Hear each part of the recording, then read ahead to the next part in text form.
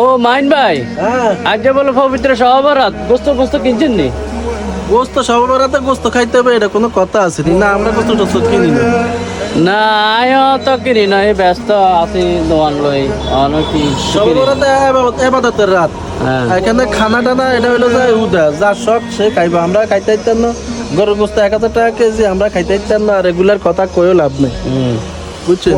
ও দেখছেন, একজন content creator যদি এই কথা কয় তাইলে আর আসেনি। ওই আয় তো ক্ষুদ্র মানুষ, আবাদত করার রাত আবাদত করবো, খানা দানা এটা ফরজ হিসাব। অন গোস্ত লই দেন লাগবে না, এটা কর। না লাগবে না, এটা খাওয়া যে খাইবো খাইবা, না খাইলে এটা খাইতে হবে এমন কিছু না, বুঝছেন নি? সবাই আবাদত করবেন, নামাজ তো পড়বেন। সবাইকে দাওয়াত রইল, অবশ্যই 5 ওয়াক্ত নামাজ আদায় করবেন জামাতের সহিতে। আর আজকের বিশেষ একটা দিন, সব দিনে বিশেষ হয় কিন্তু এটা অরিজিনাল পবিত্র রাত।